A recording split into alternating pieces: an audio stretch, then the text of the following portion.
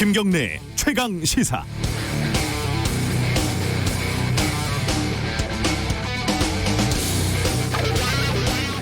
텔레비전 리모컨이 갑자기 사라져서 못 찾은 적 있지 않으십니까? 조금 전에 썼는데 소파 쿠션 밑에도 없고 이불을 털어도 없고 서랍을 다 뒤져도 없습니다. 답답하죠. 그래서 새로 사기도 합니다. 근데 나중에 뭐 냉장고, 냉동실 이런 데서 발견되기도 하고 이사 갈 때 장롱 뒤에서 나오기도 하고 뭐 그렇습니다. 영원히 그냥 사라지는 경우도 꽤 있죠.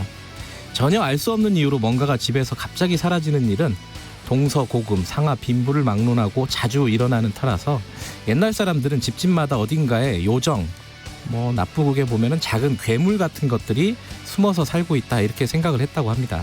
그 작은 괴물이 물건을 잠깐씩 빌려가기도 하고 훔쳐가기도 한다는 거죠. 어제 이부진 호텔 신라 사장의 프로포폴 수사 결과를 보고 그 작은 괴물이 생각이 났습니다. 왜 그 병원에는 하필 이부진 사장 진로 기록만 없는 걸까? 왜 병원 의료진 머릿속에는 이부진 사장 기억만 사라지는 걸까? 돈 많고 힘 있는 사람들이 경찰서에 가고 검찰청에 가면 왜 항상 증거가 사라지고 불충분하고 그래서 무혐의가 나는 걸까? 우리나라에 사는 작은 괴물들은 경찰청과 검찰청에서 집단 서식하면서 권력자들의 증거를 먹고 사는 게 아닐까? 사건이 폭로된 지 1년이 지나서야 이부진 사장을 소환한 경찰을 보면서 이 작은 괴물들이 눈에 보이는 증거만 가져가는 게 아니라 보이지도 않는 수사 의지도 훔쳐가는 게 아닌지 의심이 들었습니다. 이재용 부회장 프로포폴 의혹을 수사하고 있는 서울중앙지검 강력부에도 아마 괴물이 살고 있으려나요? 4월 24일 금요일 김경래 최강시사 시작합니다.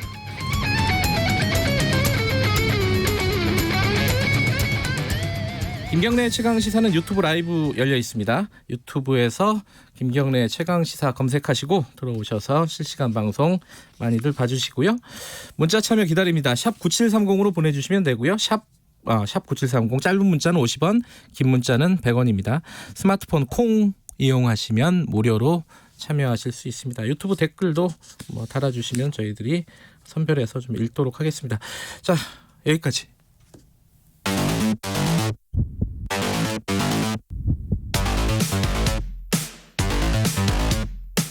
오늘 아침 가장 뜨거운 뉴스 언박싱.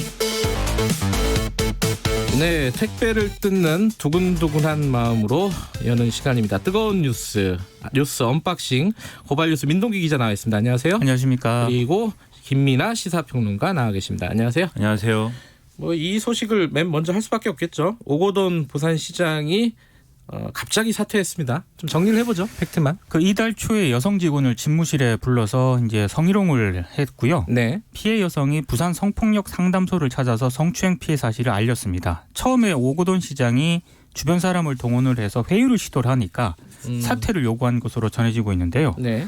근데 사실 이거는 그 성추행 사건과 관련해서 최악의 조건은 다 갖춘 것으로 제가 보입니다. 어떤 것들 있죠? 코로나19 상황, 비상 상황인데 그랬죠. 일단 업무 시간에 그것도 집무실에서 여성 공무원 불러서 업무 가르쳐 달라면서 성추행을 했거든요. 네.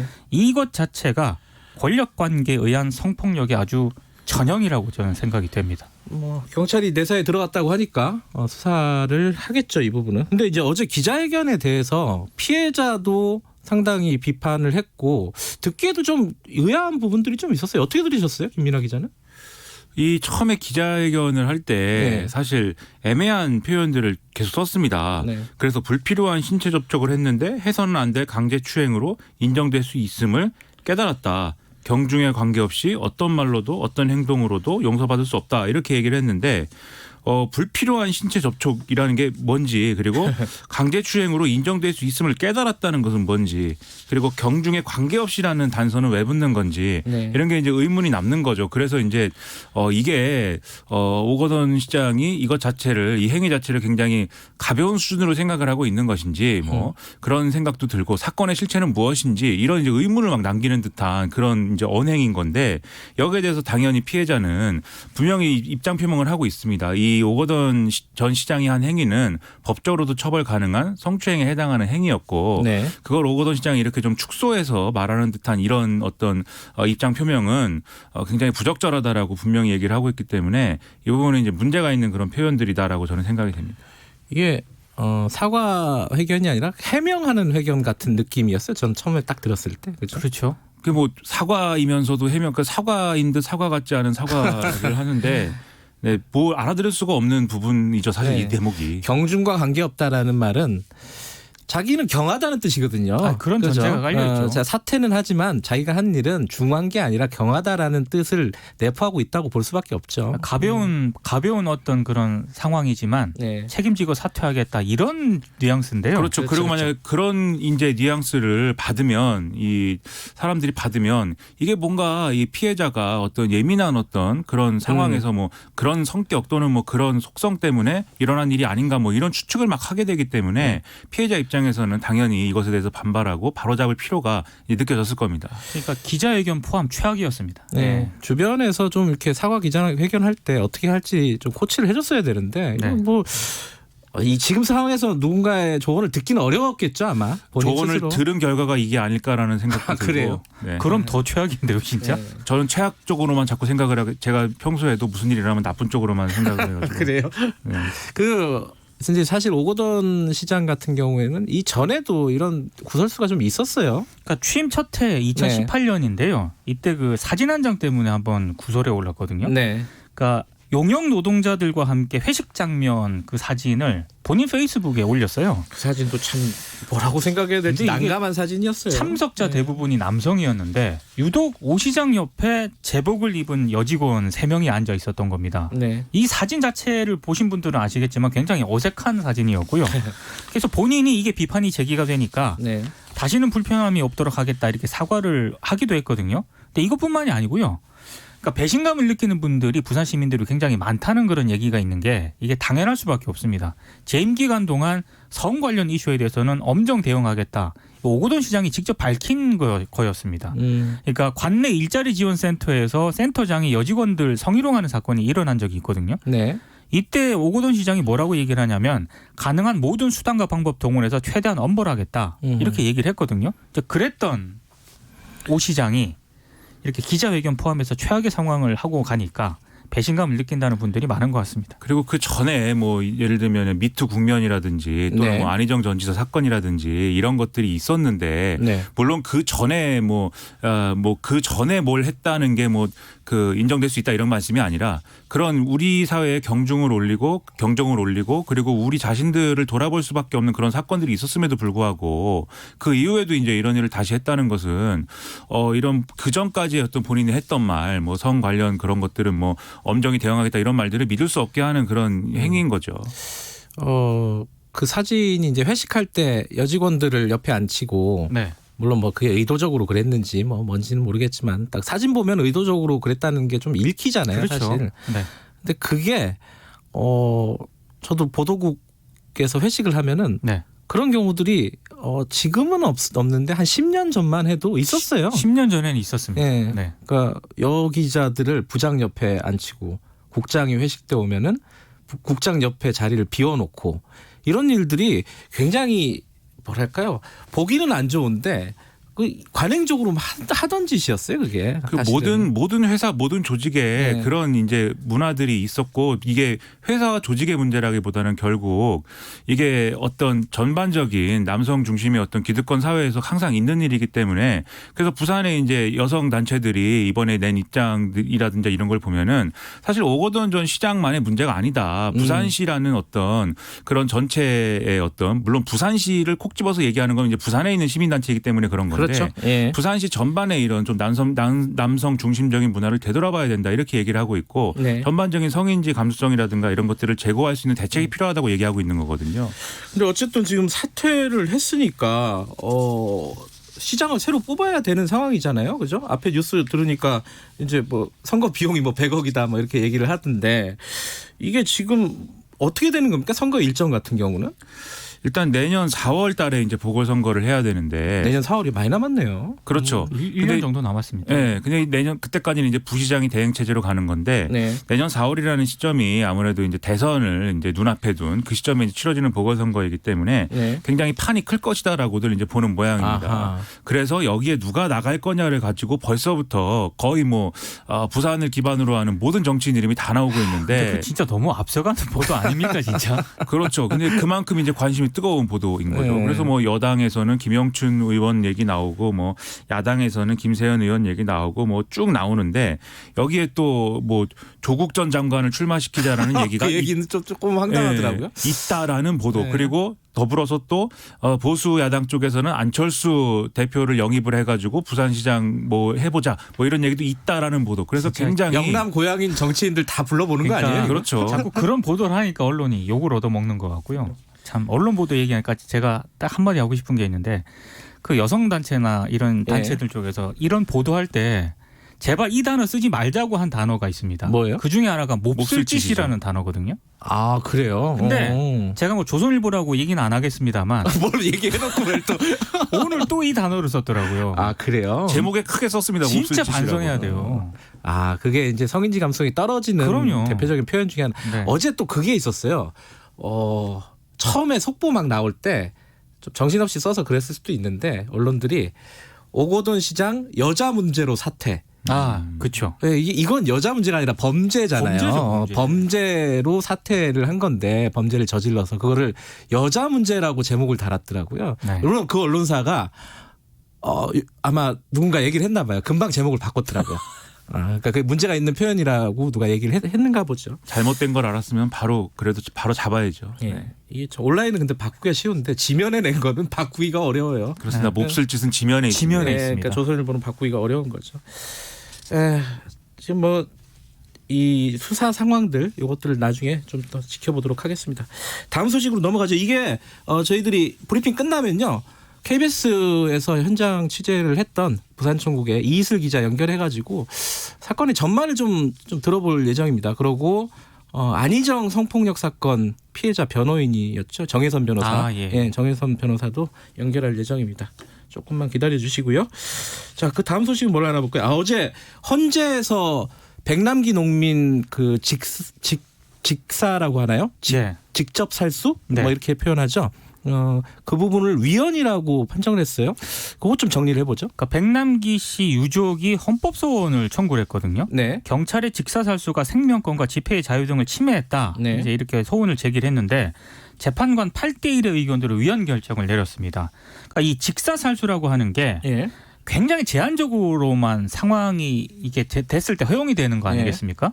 근데 이제 한마디로 이제 그때 당시 경찰이 과잉 대응했다는 건데 이게 왜냐하면 그때 백남기 그 농민께서 혼자서 경찰 기동버스와 연결된 밧줄을 잡아당기고 있었거든요. 네, 그거는 뭐 CCTV가 다 그리고 그쵸. 그 언론사들이 찍은 화면에 다 나오는. 근데 거죠. 그때 경찰이 무려 13초 동안 머리와 가슴 윗부분에 강한 물줄기를 직사를 했습니다. 네. 그래서 이제 백남기 농민이 10개월 뒤에 숨지지 않았습니까? 그러니까 헌재가 어떻게 판단을 했냐면 당시 상황 자체가 직사살수 행위의 필요성을 인정할 수 없다고 봤고요. 예. 과잉 금지 원칙에 반해서 백남기 농민의 생명권과 집회의 자유를 침해했다 이렇게 판단을 했습니다. 네. 그리고 혼자서 밧줄을 잡아당기는 그런 행위를 직사살수를 통해 억제함으로써 얻을 공익은 거의 없거나 미약했지만 네. 반면에 백남기 농민은 직사살수 행위로 사망에 이르렀기 때문에 법익의 균형성도 충족시키지 못했다. 이제 이렇게 판단을 했는데요. 근데 사실 저는 어제 이 헌법재판소 이 판단을 보면서 조금은 좀 어이없다는 생각을 했습니다. 어떤 부분이요? 그러니까 이게 굉장히 상식적인 그런 얘기잖아요. 그렇죠. 네. 이 상식적인 판단을 하는데 우리 사회가 4년이 넘게 걸렸고 그 이 부분이요. 판단을 예. 하기 위해서 헌법재판소까지 가야 되는 게 이게 너무 비효율적인 게 아닌가 저는 이런 생각을 하게 되더라고요.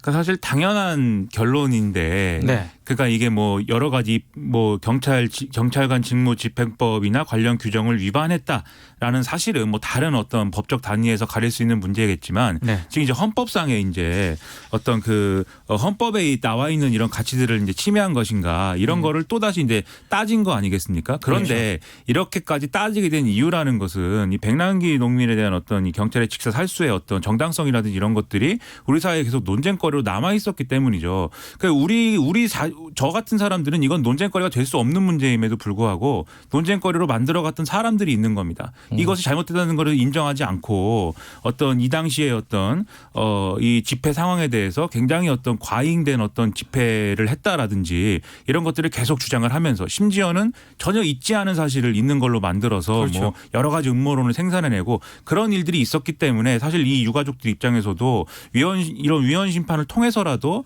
이것이 정말 우리 사회에 있어서는 안 되는 일이다라는 것을 증명하고 싶었던 거죠. 그러니까 그게 사실은 제가 볼 때도 상당한 비극이고 그 비극이 거의 5년 가까이 지나서야 끝났다. 이거야말로 우리 사회가 직면하고 있는 가장 큰 문제인 것 같습니다. 지금 시간이 없어서 다음 거 하나만 좀 짚고 넘어갈게요. 이 보통 아이템을 몇 개씩 이제 써 오시는데 김민하 평론가가 김종인의 친구는 누구 이렇게 써왔어요. 이게 무슨 말이에요, 이거는? 무슨 말이냐면 네. 김종인 전 위원장이 과연 미래통합당의 비대위원장이 되느냐가 매일같이 관건이 되고 그렇죠. 있는데 아직도 모르죠. 네, 지금 싫다는 사람들이 여기저기 나와서 왜냐하면 김종인 전 위원장이 나는 무제한 임기와 정권을 갖겠다라는 취지의 얘기를 이제 뭐 라디오 방송에서 했기 때문에 CBS 김현정의 뉴스에서 했기 때문에 이게 과도한 주장이라고 봐서 다들 이제 난립니다. 그래서 어제 MBC 100분 토론에 나온 유승민 의원의 경우에는 이 통합당들이 다 모여서 뭐 오래 걸리더라도 당의 새로운 노선 가치, 자세, 태도, 인물 이런 것들에 대해 합의를 해야 되는 거지 다른 사람 비대위원장 데려오는 게 중요하지 않다 이렇게 얘기했거든요.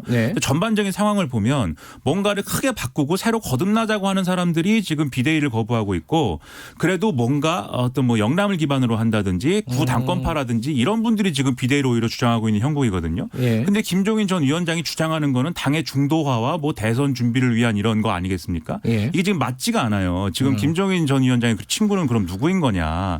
이 부분이 의문인 거고 제가 볼 때는 김종인 전 위원장이 친구로 삼고 싶은 사람하고 어떤 분들이 김종인 전 위원장을 친구로 삼고 싶어하는 이 사람들이 조합이 안 맞기 때문에 이건 과연 비대위가 되는 거냐 저는 상당한 의문을 가져서 이렇게 말씀을 드리는 겁니다. 이런 상황이라면 비대위가 출범하더라도 전국위원회에서 다시 뒤집혀질 가능성도 있는 것 같아요.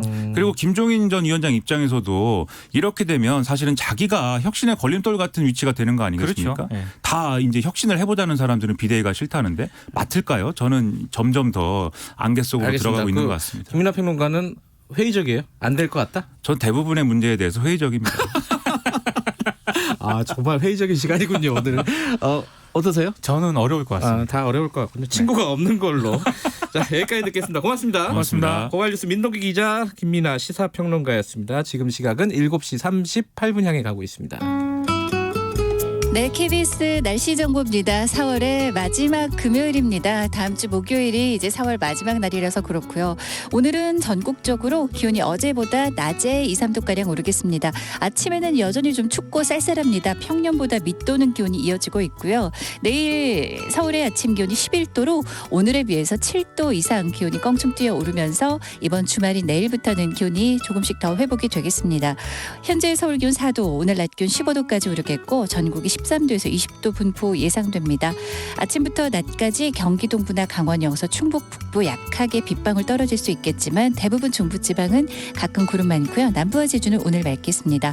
미세먼지 농도도 무난하겠고 건조특보 곳곳에 내려져 있는데 특히 동쪽 지역 거의 대부분 지역에 발효 중이고요. 동쪽은 오늘 강풍특보와 풍랑특보도 밤사이 추가되면서 강한 바람주의가 필요합니다. 지금 서울 기온은 6도입니다. KBS 날씨정보 최영우였습니다. 계속해서 이 시각 교통 상황 연결합니다. KBS 교통정보센터의 김한나 씨입니다. 네, 출근 시간대에 발생한 사고는 여파가 더 클 수밖에 없는데요. 서울 외곽고속도로 판교에서 구리 방면으로 광암터널 부근에 있던 승용차 사고는 처리했습니다만 이 사고 여파가 출근 차량들과 합해지면서 송파부터 광암터널 쪽 7km 정체입니다. 서울 시내는 올림픽대로 잠실 쪽으로 가양대교를 못 간 4차로에서 추돌 사고를 처리하고 있고요. 행주대교부터 성산대교 쪽으로 가는데 20분 이상 걸리고 있습니다. 한편 천호대로는 천호 지하차도를 폐쇄하면서 요즘 천호 사거리 일대 혼잡이 큰데요. 지금도 천호대교 남단에서 천호 사거리 방향이 많이 막히고 있습니다. KBS 교통정보센터였습니다.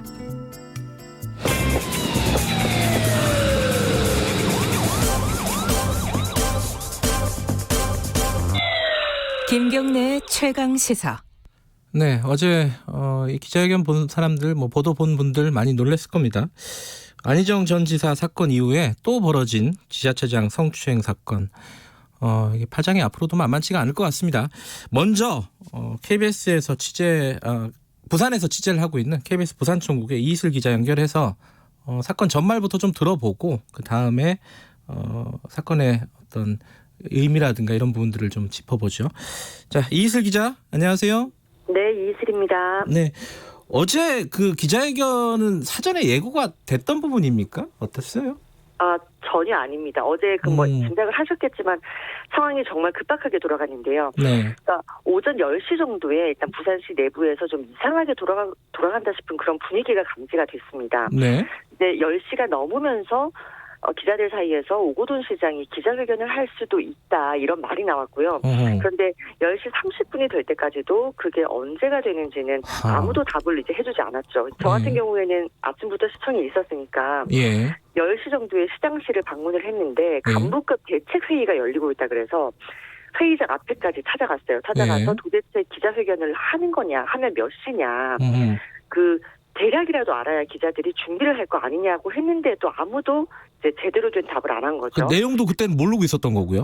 내용은 전혀 몰랐고요. 시간 그래요? 자체가 지금 확정이 안 된 상황이었으니까. 예. 근데 이제 10시 35분인가 공지를 한 거죠. 11시에 한다고. 20분 뒤에 한다 이렇게 된 거죠. 그래서 사퇴 회견이 맞냐 했더니 그건 맞대요. 그런데 이제 무슨 내용이냐 했더니 이제 그게 핵심이니까요. 예. 근데 11시 시작 직전까지도 건강상의 이유인 것 같다. 일신상의 사퇴일 거다. 이런 말이 많았어요. 그런데 예.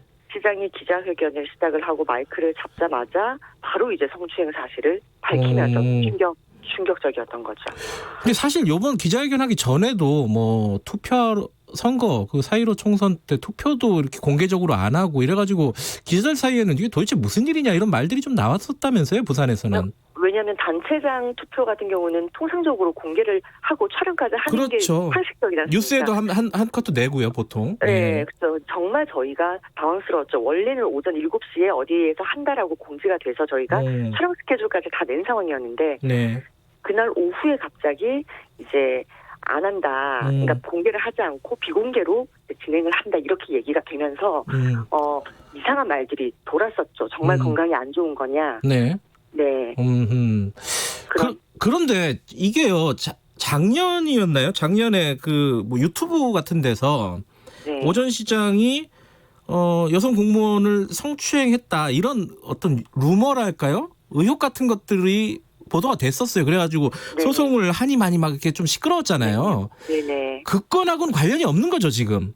네, 완전히 별개죠. 그 건은 이제 지난해 10월에 그 강용석 변호사랑 이제 김세희 전 MBC 기자가 출연하는 유튜브 채널 가로세로 연구소에서 오 시장이 미투 의혹을 제기를 했는데 이제 2018년 지방선거 때 돈거래 있었다고 하면서 오 시장이 여성 공무원을 성추행했다는 의혹을 제기를 했는데 당시에 이 미투 의혹은 사실 대중의 기억에서 좀 잊히면서 일단락되는 것처럼 끝났습니다. 그런데 이번에 불거진 사건은 그때 사건과는 이제 전혀 다르고 피해자가 직접 자신의 피해 사실을 명확하게 증언하고 나섰다는 점에서도 결은 분명히 다른 거죠. 근데 그때 사건도 작년 사건도 뭔가 클리어하게 정리된 건 아니죠. 아니었죠. 다들 이게 뭔가 있을 건데 이런 말은 지금까지도 사실 있는 상황이죠. 사실 이번에 사건이 이제 폭로가 됐기 때문에 그 사건도 다시 한번 좀 나올 가능성도 있겠네요. 그런 그죠? 얘기도 나오고 있습니다. 예.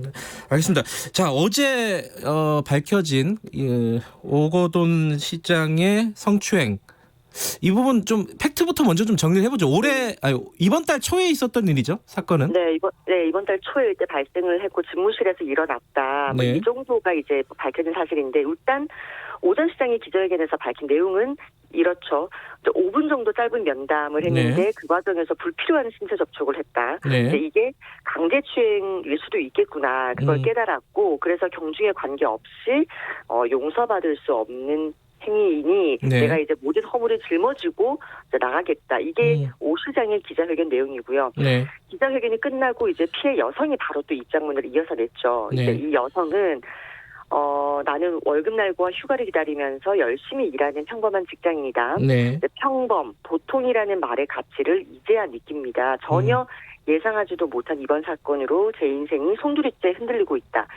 그러면서 그 오 시장이 기자회견문에서 밝힌 그 문구에 대해서 좀 깊은 유감을 표한다고 했는데 네.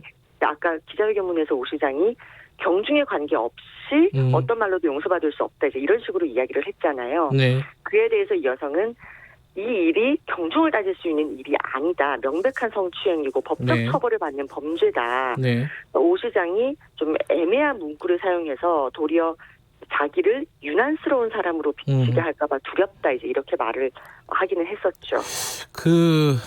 이 오 시장이 사퇴 기자회견에서 얘기한 거는 뭐 가해자의 일방적인 말이고, 그럼 뭐 네. 경찰 조사에서 사실관계는 명확하게 드러나겠죠.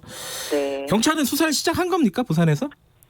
이제 수사를 시작을 할 계획이다 이렇게 했죠. 이제 어제 이제 부산경찰청이 네. 내사에 착수했다라고 이제 밝혔는데. 내사에 들어갔다. 예. 네, 예. 담당 부서는 이제 부산청의 여성청소년 수사계인데 일단 경찰이 밝힌 내용은 사퇴 기자회견에서 밝힌 성추행 사실관계 확인해서 네. 위법 사항이 확인되면 뭐 이제 엄정 조치하겠다. 네. 그러면서 성추행 사건의 구체적인 내용을 파악하기 위해서 일단 네. 자기들이 청사에 있는 CCTV에 그 보존 요청을 할 것 같다라고 일단 얘기를 했고요. 네.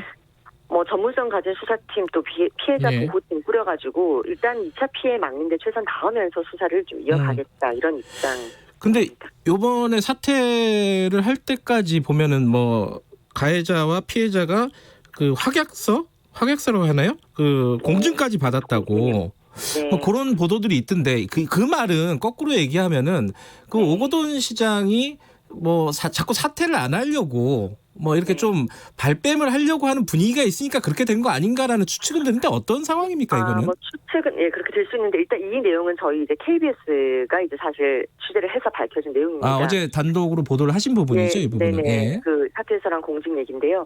그 처음에 피해 여성이 성추행을 당했다고 이제 성폭력 상담소에 신고를 하고 이제 네. 그게 부산시에 전달이 됐죠. 네. 그래서 이제 부산시와 이 문제를 어떻게 풀어갈 건지 얘기를 하는 과정이 있었는데 네. 일단 부산시는 이 여성의 이런 피해 사실을 인정을 했어요. 다시 네. 말해서 오전 시장의 성추행 사실이 맞다고 본 거죠. 예. 근데 그랬더니 피해 여성은 그러면 나는 시장의 사퇴를 요구한다. 그랬고 네. 그걸 부산시가 오케이 받아들이겠다라고 이제 했는데 네. 이 과정에서 피해 여성과 성폭력 상담소가 그 사퇴를 이제 수용하겠다는 부산시의 입장을 이제 네. 말하자면 입증을 해야 되겠다라는 생각을 한 거죠. 왜냐하면 네. 이런 그 문제를 이제 많이 처리를 해본 사람들의 입장으로서 필요하다고 본 것 같아요. 네. 그런 차원에서 사퇴서를 좀 음. 쓰자라고 요청을 했고 네.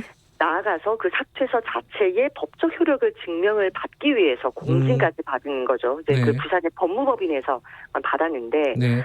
이제 그 공증 사퇴서에 성추행 사실을 인정한다는 내용 그리고 사퇴를 내가 한다는 내용이 담긴 거죠. 그래서 어떻게 보면 발뺌을 하려고 했다고 보기는 또 힘든 게 처음부터 사실 인정을 하고 이런 절차를 밟았기 때문에 인정할 수밖에 없는 상황이었다 이렇게 볼 수도 있겠네요. 네네, 예. 네네 그렇죠. 알겠습니다. 일단 오늘 사실관계부터 먼저 현장 취재하고 있는 이슬 기자와 들어봤습니다. 고맙습니다. 네. 자, 바로 연결해 보죠. 안희정 전 지사 성폭력 사건 피해자 김지은 씨의 변호인을 맡았던 정혜선 변호사 연결돼 있습니다. 안녕하세요.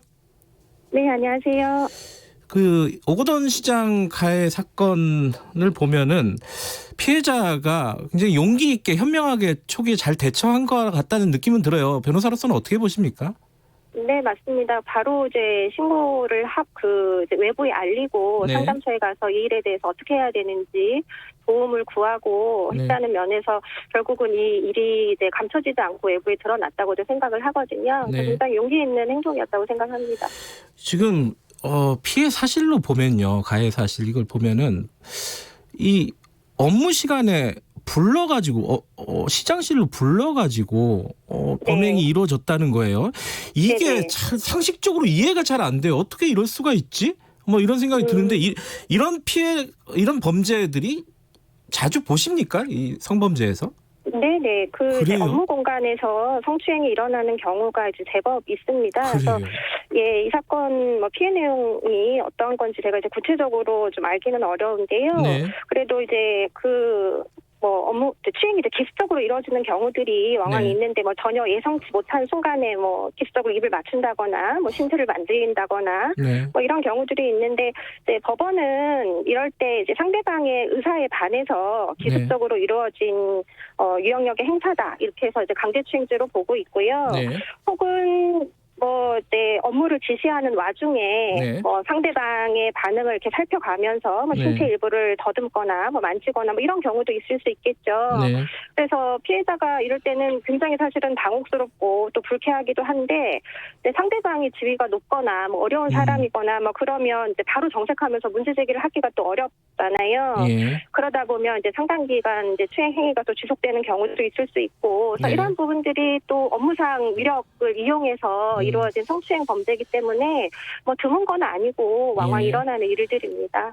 그러니까 이 업무 공간이라는 곳이 그 위계가 가장 명확하게 지켜지는 공간이잖아요. 그러니까 네네. 피해자들이 오히려 속수무책으로 당할 수도 있지 않을까 이런 네. 생각도 드네요. 네네. 근데 지금 이 안희정 전 지사 사건이 몇 년 안 됐어요. 예. 근데 또 일어난 겁니다. 지자체장 성범죄가. 이런 그렇죠. 일들이 왜 자꾸 벌어진다고 보십니까?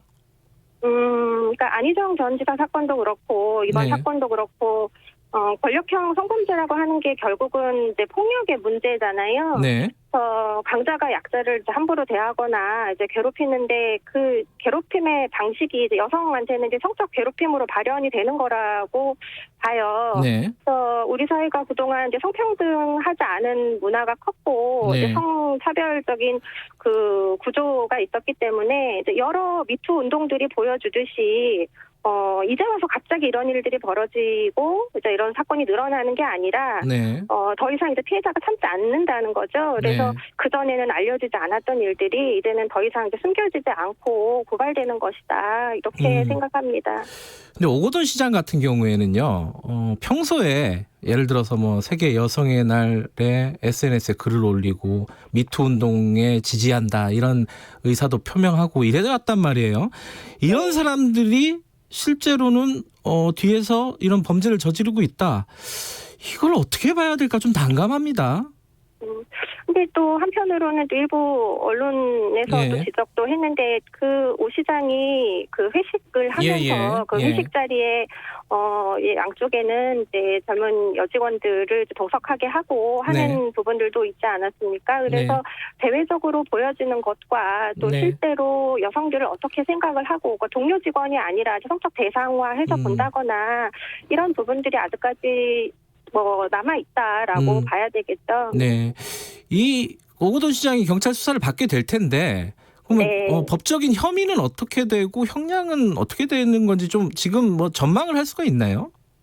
지금은 뭐 아직 뭐 수사 뭐 고소인 조사도 뭐 고소를 하시지 않았을지는 모르겠지만 그 수사 초기이기 때문에 뭐 예측하기는 어렵지만 아마 그 추행 사실로 보여지기 때문에 아까 말씀드렸던 것처럼 그 형법상의 강제추행, 그러니까 그 기습적인 그 추행이 있던 강제추행이나 아니면 저희 성폭력범죄 처벌에 관한 특별법에 보면 업무상 위력에 의한 그 추행죄가 있거든요.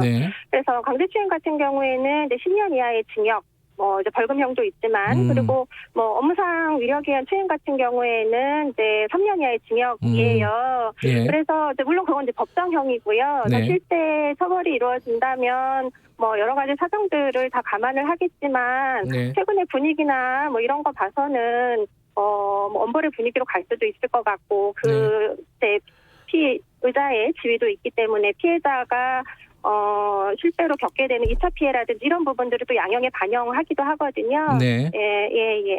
알겠습니다. 사건 그 경찰 수사는 좀 지켜보도록 하고요. 2차 피해가 없도록 부산시도 그렇고 전반적인 사회가 좀 노력을 해야 되지 않을까 싶습니다. 오늘 여기까지 드릴게요. 고맙습니다. 감사합니다. 네, 안희정 전 지사 성폭력 사건에서 피해자의 변호를 맡았던 정혜선 변호사였습니다. 김경래 최강시사 1부는 여기까지고요. 2부에서는요. 미래통합당 주호영 의원 지금 뭐 김종인 비대위 문제 여러 가지로 막 말들이 많지 않습니까? 얘기 좀 물어볼게요. 그리고 3부에서는 총선 이후의 전국 전망 얘기해 보겠습니다. 잠시 후 8시에 2부로 돌아오겠습니다.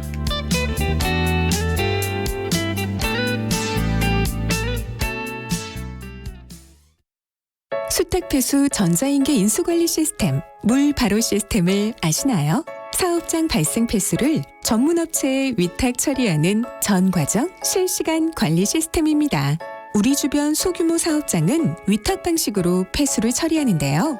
폐수는 소량이라도 수질에 큰 위협이 됩니다. 물 바로 시스템 사용으로 하루 4만여 톤의 폐수를 배출부터 처리까지 투명하고 안전하게 관리할 수 있습니다. 폐수로 인한 수질 오염, 폐수 위수탁 사업자와 함께 철저히 예방하겠습니다. 이 캠페인은 환경부와 한국환경공단이 함께합니다. 말 같은 말.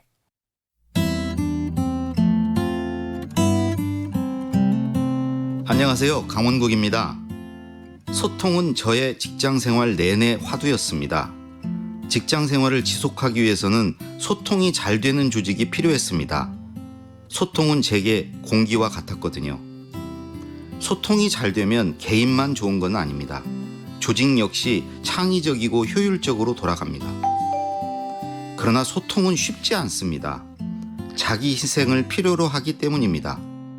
소통하려면 자기를 숨김없이 솔직하게 드러내고 정보 독점력에서 벗어나야 합니다. 직원들에게 비밀로 해주세요. 당신만 알고 있어. 이런 비공개, 비밀주의가 횡행하면 소통은 물 건너갑니다. 이런 조직일수록 헐뜯기, 유언비어가 기승을 부립니다. 정보를 투명하게 공개하고 공유하는 것만으로는 부족합니다. 상대를 배려하기까지 해야 합니다. 상사를 혹은 부하를 또는 고객을 이해하고 공감하려고 노력해야 합니다. 생각의 무게중심을 내가 아닌 상대방에게 둬야 하는 것입니다. 소통은 또한 헌신도 요구합니다. 소통이 결실을 보려면 누군가를 위해 일해야 하니까요.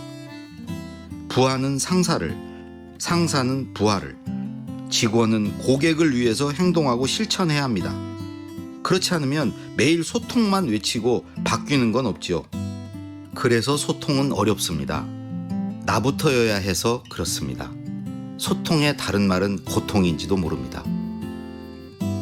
하지만 소통이 주는 선물은 더할 나위 없이 많습니다. 상사와 부하 사이엔 존경과 존중이, 동료 간에는 신뢰가 생깁니다. 조직은 고객에게 사랑받습니다. 구성원 모두가 행복해지는 것입니다. 청와대에서 일할 때 대통령이 저를 부르면 우리 부서 직원들이 제자리로 우르르 달려왔습니다. 혹시 이것 때문에 찾으셨으면 이렇게 말씀드리세요. 이걸 물으시면 이렇게 대답하시면 됩니다. 혹여라도 제가 대통령 질문에 답하지 못할까봐 저를 따라오면서 이렇게 얘기를 했습니다. 서로가 서로를 위하는 마음이 애틋했던 것이죠. 그 시절 이런 사람들과 소통할 수 있어서 참 행복했습니다. 강원국의 말 같은 말이었습니다. 조직을 숨쉬게 하는 소통.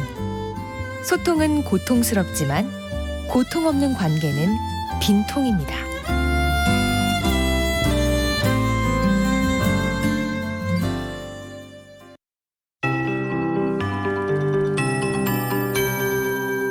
KBS 58분 날씨. 오늘 기온이 오름세를 띠고는 있지만 아침까지는 춥겠습니다. 서울은 4도대로 출발해서 어제보단 올랐지만 여전히 평년을 3, 4도가량 밑돌고 있고 전국적으로 0도 안팎까지도 기온이 떨어진 곳 있습니다. 낮부터는 또다시 기온이 오르면서 사흘째 낮 기온은 2, 3도가량 전날보다 오르며 상승세입니다. 오늘 서울 15도 등 전국이 13도에서 20도까지 기온이 오르겠습니다. 주말인 내일 아침 서울은 11도로 오늘과 기온 차이가 크게 나면서 내일 아침 기온은 평년보다도 높겠고요. 일요일 잠깐 아침 기온 떨어지지만 이번 주말 휴일 내내 낮 기온은 평년 수준을 유지하면서 전국적으로 낮 동안 포근하겠습니다. 이제 점차 기온이 오름세를 띠다가 5월 첫날 근로자의 날부터는 전국의 기온이 24, 5도 안팎을 유지하는 등 기온이 크게 높이 유지가 되겠습니다. 오늘 남부와 제주는 대체로 맑겠고요. 중부지방은 가끔 구름량이 많겠습니다. 아침부터 낮까지 경기 동부, 강원 영서, 충북 북부는 빗방울이 약간 떨어질 떨어질 수 있겠고 대부분 건조함은 유지가 되겠습니다. 서울, 경기, 충남, 전남 일부 그리고 동쪽은 거의 대부분 건조주의보 내려져 있고요. 동해상과 동해안은 오늘 강한 바람 때문에 강풍특보와 풍랑특보가 밤부터 추가되겠습니다. 매우 강한 바람 주의가 필요하겠고요. 계속해서 미세먼지 농도도 전국이 무난하겠습니다. 지금 서울 기온은 7도입니다. 최영우입니다.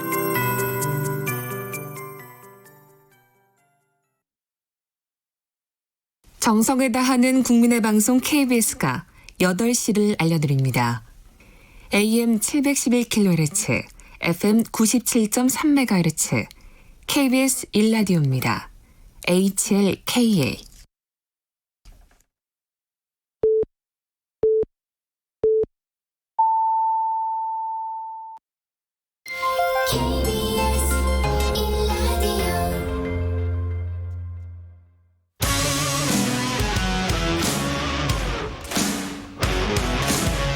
뉴스타파 기자 김경래 최강 시사. 김경래 최강 시사 2부 시작하겠습니다. 미래통합당 4.15 총선 참패, 그 수습을 위한 여러 가지 대책들이 논의되고 있는데 김종인 비상대책위원회 체제 여기 이 논란이 정리가 좀 안 되고 있습니다. 오히려 갈등이 좀 더 커지고 있는 분위기인 것 같기도 하고요. 오늘은 미래통합당의 이번에 5선에 성공하신 분이죠. 중진입니다. 주호영 의원 연결해 보겠습니다. 안녕하세요. 예, 안녕하십니까. 주호영입니다. 네, 당내 상황은 좀 시끄럽지만 그래도 5선 성공하셨고 먼저 축하의 말씀 먼저 드려야 될 것 같습니다. 축하드립니다. 아이, 감사합니다. 그게 좀 생각보다 김부겸 의원과 좀 격차가 많이 벌어지게 승리를 하셨어요. 이 원인은 뭐라고 보세요? 저는 40일 만에 옮겨가서 선거 치르는데 상당히 좀 애를 먹었고요. 네. 김 후보는 그 자리에서 이제 4번째 선거를 치르는데 네. 저를 선택한 투표라기보다는 솔직하게 김부겸 거부, 그래요? 민주당 거부의 성격이 좀 강한 그런 투표였습니다. 예. 이제 국정 실패에 대해서 중간 심판적인 성격을 많이 유권자들이 가지고 있었고, 예. 그다음에 대구는 전국과 다르게 코로나로 피해를 가장 크게 입었지 않습니까? 예. 초기 방역 실패에 대한 책임을 묻는 그런 분위기가 좀 있었고요. 예. 또 김부겸 후보가 장관 2년 하면서 지역을 좀 비웠습니다. 이제 그런 것들이 겹쳐서 결과가 그렇게 된 걸로 보고 있습니다. 그런데 이제 중간 평가의 성격이라고 하셨는데 지금 민주당이 압승을 했잖아요. 이거는 그럼 어떻게 봐야 돼요? 이제 다른 지역에서는 저희들이 보기에는 이 총선은 중간 평가 성격이고 이 정권이 이 잘못한 것이 많다고 보거든요. 소득주도 성장. 오늘 어느 여론조사에는 지지자들조차도 소득주도 성장은 바꿔야 한다는 비율이 2배 가까이 높게 나왔다는 거거든요. 그다음에 탈원전 정책이라든지 고립된 외교, 그다음에 그 법치주의 붕괴, 그다음에 위선 뭐 이런 것에 대한 평가가 많았는데 세계사적으로 유례가 없는 이런 코로나 사태 이걸 둘러싸고 위기가 생기면 국기 아래 모인다는 어떤 그런 애국 결집 현상이라든지 그다음에 정부 여당이 힘을 갖고 조속히 이 문제를 해결하라고 권한을 준 그런 측면 때문에 조금 중간 평가적인 성격이 희석된 측면이 있다고 보죠. 네. 어찌됐든 뭐 객관적인 성적으로 보면 참패를 했다는 건 사실이고. 참패도 이런 참패가 없죠. 그 부분을 지금 당에서 수습하고 당을 좀 수술해야 되는 상황인데 지금 그게 지금 원활하게 안 되고 있습니다. 지금 뭐 구체적으로 바로 여쭤보죠. 그 김종인 비대위원장 체제가 뭐 당에서 여론조사 해가지고 설문조사 해가지고 일단 결정을 했잖아요. 최고위에서. 그렇습니다. 그런데 어제 심재철 의원하고 원내대표하고 안 만났어요. 김종인 위원장이. 이거 왜 김종인 위원장은 생각이 없는 건가요?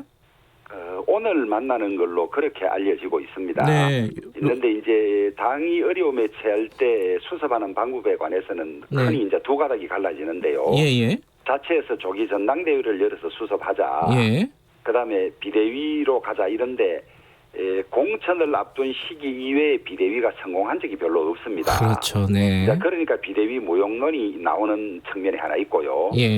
그다음에 저희들이 지금 참패를 한 데다가 아직 우리 당내 당선자들이나 구성원들끼리 우리 당에 관해서 충분히 그 환경이나 이런 걸 알만한 말하자면 숙려 기간이 없었다고 할까요?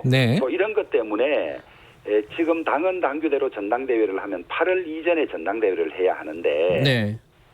당이 안정도되지 않은 상태에서 또다시 당권 경쟁에 들어가면 네. 이게 곤란하지 않느냐 이런 두 가지 의견으로 크게 갈라지는 것 같습니다. 네.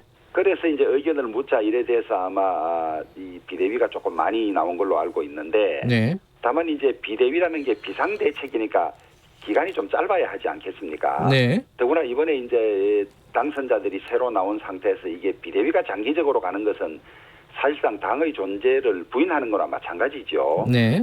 그래서 이제 비대위로 가고 김종인 위원장을 모신다 하더라도 권한과 시기를 어떻게 할 것인가가 이제 제일 마지막 남은 쟁점으로 그래 알고 있습니다. 그래서 그거 가지고 다시 정리된 다음에 심재철 당대표 대행과 김종인 위원장이 만나서 결론 내지 않을까 이렇게 보고 있죠.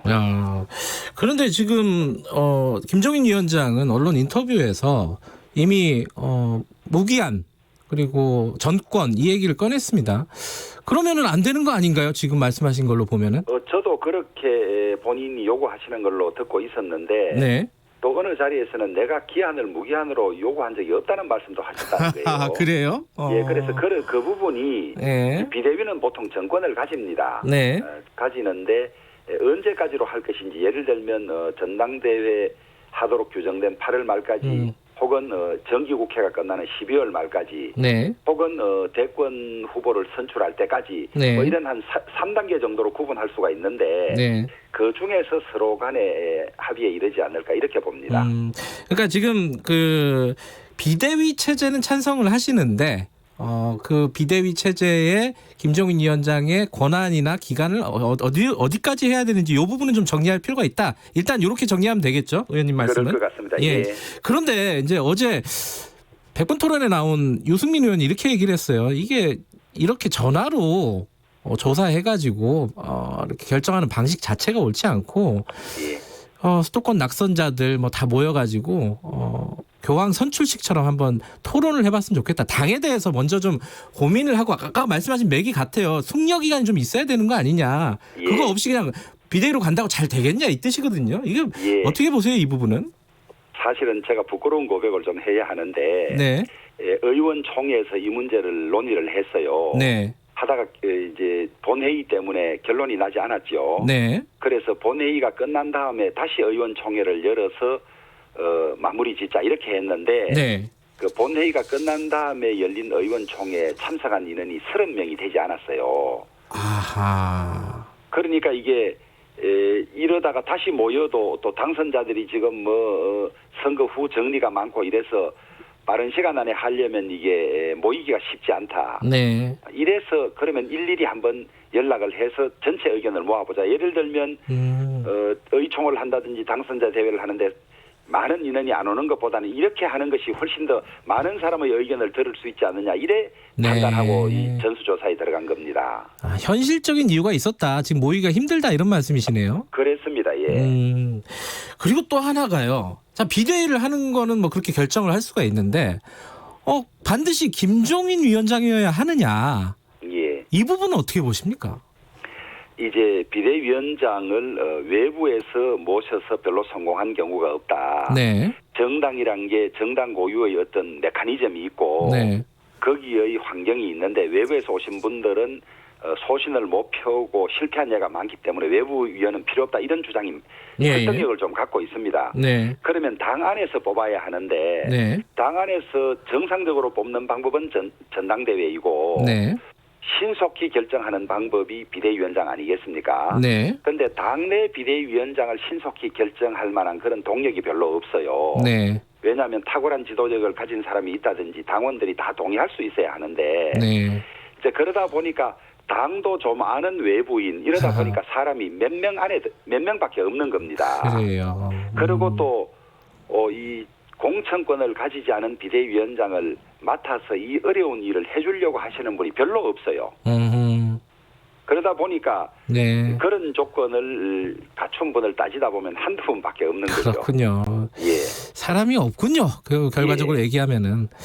자, 그러면 이제 사람 문제가 있고 또 하나가 아까 이제 기한 문제를 뭐 김종인 위원장이 나는 뭐 그렇게 정권이나 뭐 무기한을 요구한 적이 없다라고 말씀하셨지만 했다고 하시지만은 근데 지금 이제 대선까지 관리하겠다 이런 취지로 얘기는 했어요. 분명히 그 인터뷰에서는. 근데 그걸 이제 기간을 대선까지인지 대선 후보를 뽑을 수 있는 환경을 만들어 놓을 때까지인지 그건 뭐 정확한 뜻은 아직 확인되지 않았기 때문에 그런데 이제 많은 당선자들이나 관련자들의 의견이 대선 후보를 뽑을 때까지 한다는 것은 결국 당이 없는 거나 마찬가지죠. 정당이 자체적으로 지도자를 뽑지 못하는 이런 정당과 어떻게 대선을 치르겠습니까?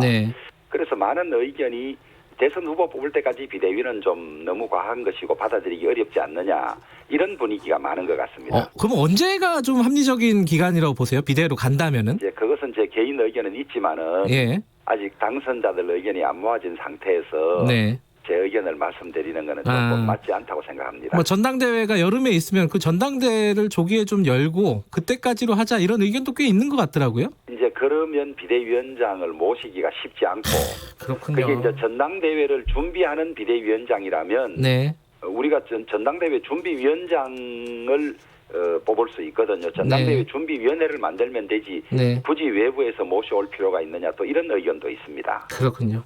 자, 그 다음으로 또 이제 비대위 말고 이제 새로 원구성을 하게 되지 않습니까? 5월 되면은? 그렇습니다. 그러면 원내 촬영탑을 세워야 될 텐데 여기에는 사실은 조영 의원도 상당히 뭐 유력한 후보로 몰망이 오르지 않습니까? 그죠? 제가 당사자가 되다 보니까 좀 말씀드리기가 조심스럽습니다만 흔히 5선 되면 원내대표는 보통 4선 중에서 하다가 후반기에는 3선들이 하고 이러는데 이번엔 아마 우리가 완전히 참패를 했고 또 이 개원국회가 어느 때보다 중요합니다.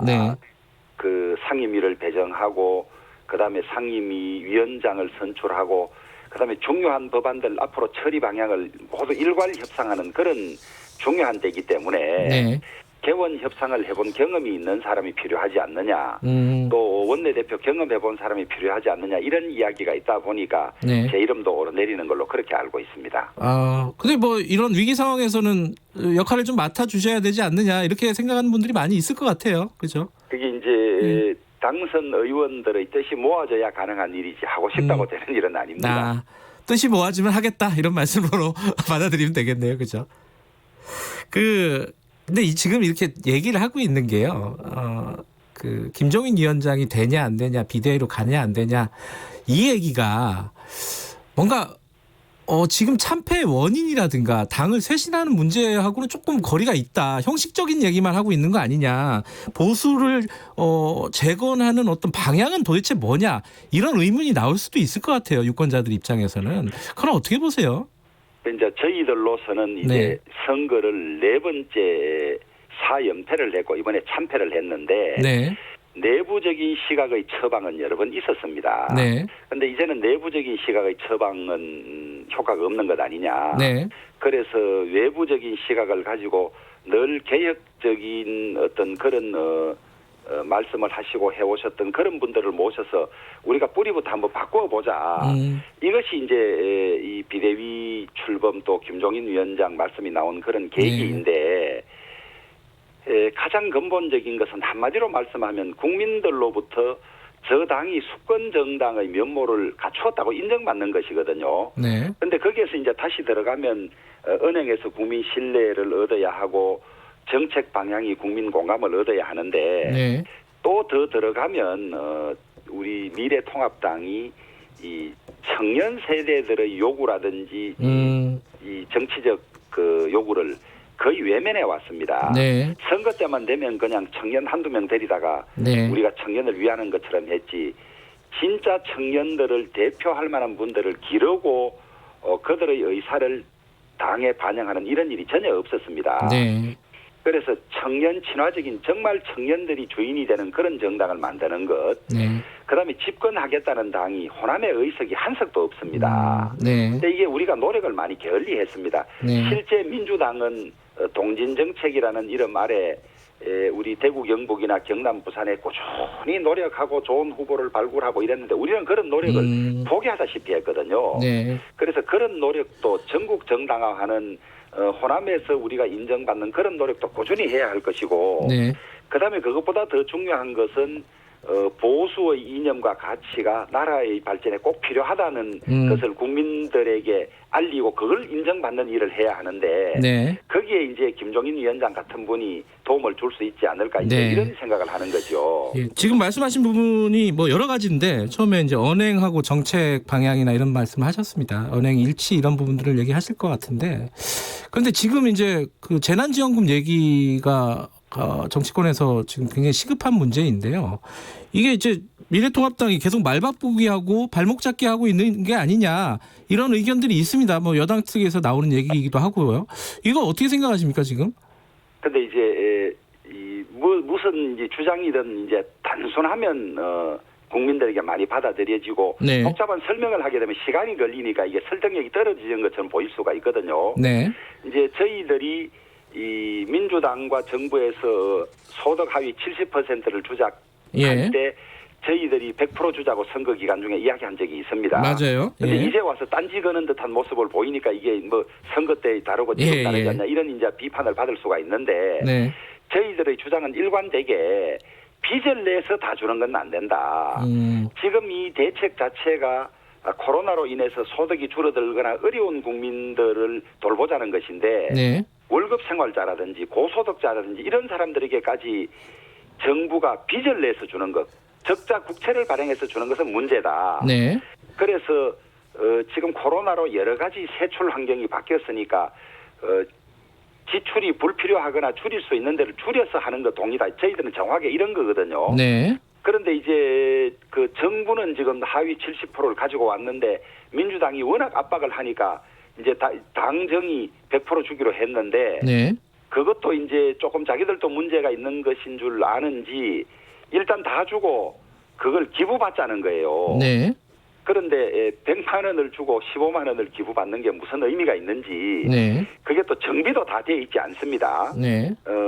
이 기부금법이라든지 세제도 정비돼 있지 않은 상태에서 우선 넘기고 보는 거고 그 이후에 이게 이 기부금으로 안 들어오면 또 100% 다 들어올 수는 없는 거죠. 그러면 이게 빚을 내야 되는데 올해만도 지금 70조 넘게 빚을 내서 지금 적자로 지금 예산을 운영하고 있는데 이 코로나 사태가 얼마 갈지 모르는데 앞으로도 무슨 처방을 해야 되고 그때는 재원이 필요한데 이번에 한목에 다 털어서 빚까지 내서 100% 주는 거는 문제 있지 않느냐. 정확하게 저희 주장이 그것이거든요. 그래서 선거 때 100% 주작할 때 빚을 내지 않는다면이라는 전제를 확실히 좀 반복했더라면 우리가 말 바꾼 거라는 비판을 안 받을 텐데 그 부분이 빠지다 보니까 선거 때는 뭐 표의식에서 100% 주자 그러고 이제 와서 70%냐 이제 이런 약간 저희들은 억울한 비판을 받게 됐죠. 근데 지금 상황이요. 이 긴급 재난지원금은 시기 지금 말씀하셨듯이 이제 언제 빨리 지급하는 게 문제 아니겠습니까? 가장 그게 문제인데 이러다가 보면 5월달 지급을 못할 가능성도 있잖아요. 4월을 넘기게 되면 국회에서. 그 논의는 좀 빨리 꺼내는 것이 좋은데요. 이게 일회성으로 이번 2차 추경으로 끝난다면 저는 빚내서 하는 것도 찬성입니다. 빨리 하고 하는 것이. 그런데 이 코로나 사태가 언제까지 갈지도 모르고 올겨울에 다시 2차 유행이 있을 수 있다고 하는데 그러면 이게 3년 간다, 5년 간다, 뭐 아니면 1년 간다 하면 그 뒤의 대책할 재원도 가지고 있어야 되는데 너무 이것만 보고 판단하면 나중에는 어떻게 할 것이냐 이런 문제가 있는 거죠. 그러면 이번에 지금 정부가 100% 주고 기부반단 안으로는 미래통합당 입장에서는 협조를 못한다 이런 말씀이신 건가요? 아니 이제 저희들로서는 신속히 지급돼야 한다는 측면도 있으니까 다시 의견을 모아봐야 하지만은 빨리 해야 된다는 정부 여당의 말만 가지고는 우리가 지적해야 될 문제를 분명히 짚고 넘어가야 된다. 빚을 내서 결론으로 말하면 빚을 내서 잘 사는 30%에게 주는 거거든요. 이건 문제 있지 않느냐 이거죠. 그러면은 지금 4월달 넘기게 되면요. 지금 5월 15일이 임시국회 마지막이죠? 예, 그렇습니다. 그러면 그 이후에는 대통령 긴급 재정명령 재정경제명령권 발동할 수도 있다. 이건 김종인 위원장이 선거 때 요구했던 부분이기도 하고요. 그렇게 가면은 야당 입장에서는 여러 가지로 부담스러운 상황 아닙니까? 아니 지금으로서도 민주당이 밀어붙이면 저희들이 그걸 막을 수는 없습니다. 이제 5월 말까지 20대 국회가 끝나는데 5월 29일까지 그 전에 결정이 돼야 하죠. 예. 그러나 저희들은 막을 수는 없지만은 이게 건전 재정이라든지 향후 대책을 위해서 저희들이 하는 이 고언을 민주당이 좀 들어주면 좋겠는데 그러나 민주당이 이 국회에서 의결로 해가든 아니면 대통령 긴급 재정 명령으로 해가든 할 수 있어요 지금. 있으나 훗날 또 우리가 보고 하자는 거죠. 지금 그 김재원 의원이 22가지 근거를 갖고 오라고 했어요 기재부한테. 그거를 갖고 오면은 그 질문에 대한 대답을 갖고 오면은 바로 합의가 가능한 겁니까? 가능합니다. 가능한데 가능하다. 예. 제 경험에 의하면 이런 큰 일이 생길 때 정부 여당은 거친 정책을 가지고 와서 빨리 해야 된다고 자꾸 넘어가요. 그러고 나면 후유증이 많아요. 꼼꼼하게 따져주는 야당이 결코 발목 잡는 것이 아니라 나라를 위해서도 좋고 정부 여당을 위해서도 좋다는 생각을 가지고 조금 귀를 기울여줬으면 좋겠어요. 귀를 기울인다. 하지만 시급성은 인정하고 노력하겠다라고 받아들여도 되는 건가요? 그렇습니다. 예. 알겠습니다. 오늘 말씀 여기까지 드릴게요. 고맙습니다. 감사합니다. 미래통합당 주호영 의원이었습니다. 지금 여러분들은 KBS 1라디오 대표 아침 시사 프로그램 김경래 최강시사 듣고 계십니다. 공정하고 깊이 있게 오늘 하루 이슈의 중심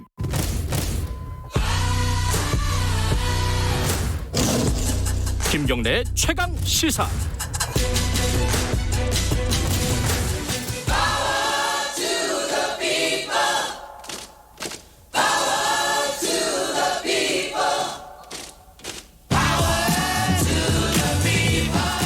을의 입장에서 을의 목소리를 통해 함께 사는 세상을 생각하는 시간입니다. 지금은 을 밀대 민생경제연구소 안진걸 소장님 나와 계십니다. 안녕하세요. 네, 안녕하십니까. 자, 코로나 관련된 얘기를 좀 할 텐데 지금 뭐 우리나라가 세계 각국으로부터 방역 관련해서 칭찬을 받고 있지 않습니까? 부러움의 대상이 되기도 해요. 근데 또 자세히 들여다보면은 우리나라 안에도 또 사각지대, 방역의 사각지대, 대책의 사각지대에 놓여 있는 분들을 많습니다. 그죠?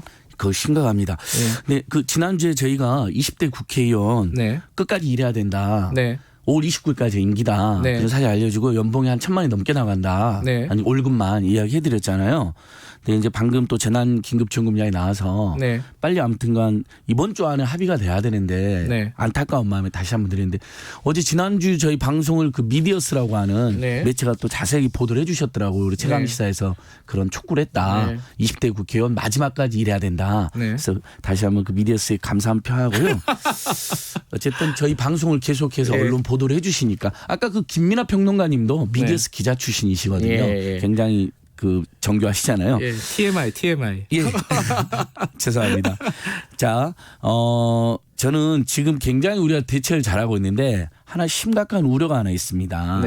정부도 그것을 깨닫고 코로나19 방역 사각지대 불법 체류자 노숙인 또는 쪽방촌에 대한 관리를 강화하겠다고 발표를 했습니다. 그럼 불법 체류자가 이제 사실은 말은 불법이죠. 규정 위반이니까 그냥 뭐 단기 비자로 들어오셨다가 계속 남아 계신 분들인데 근데 이게 무조건 불법으로 우리가 치부하기 어려운 게 대부분 우리 국민들 일하기 어려운 3D 업종에서 일을 하고 계신 분들입니다. 그렇죠. 사업자가 원해가지고 남아있는 건데 인권 침해도 많이 당하면서 계시는 거거든요. 그러니까 우리가 조금 다른 불법과는 다르게 생각할 여지가 있다는 호소를 한번 드리고요. 40만 명이나 됩니다. 40만 명. 근데 이 대책이 굉장히 중요한 게 제가 오늘 싱가포르 사례를 조사해 왔습니다. 싱가포르에 지금 다시 확산이 늘어난 게 외국인 노동자들. 그 대한민국보다 인구수 훨씬 적은데 11,170명 한국을 초과해 버렸습니다. 최근에 신규 확진이 나흘 연속 1,000명대인데 우리는 지금 10명 이하잖아요. 그 5일 연속.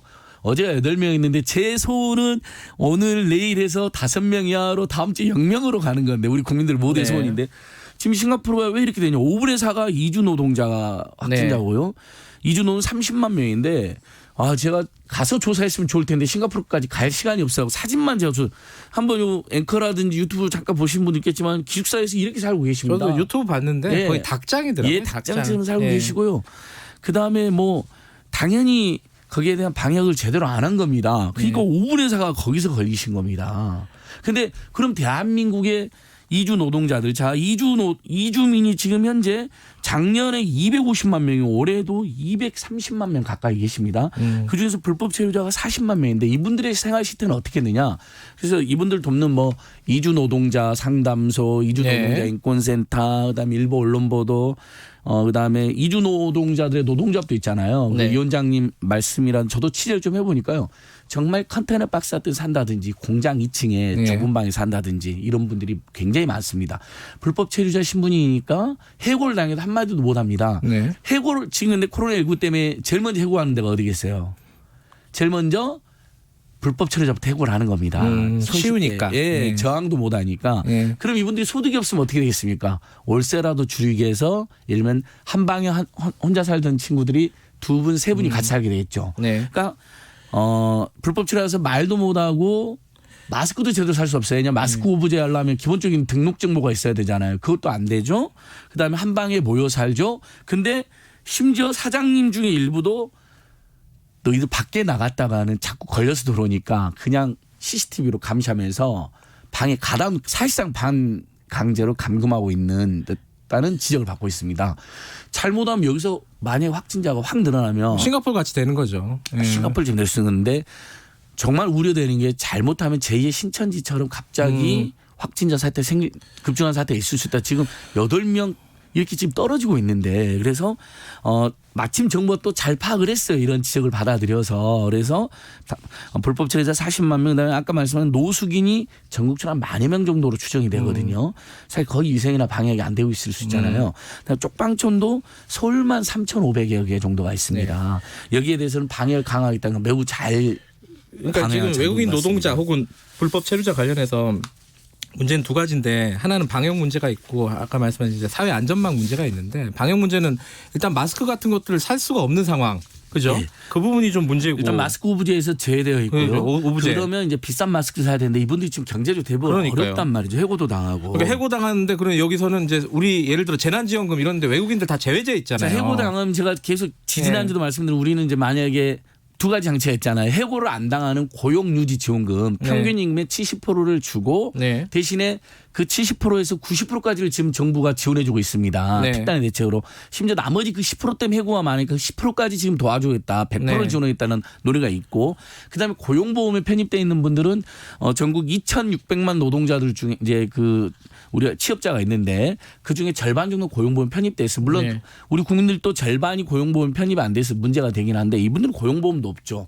당연히 고용유지 지원금도 못 받아요. 그러니까 그냥 돈이 없으니까 마스크도 못 사는 상황일 수가 있습니다. 추정컨대.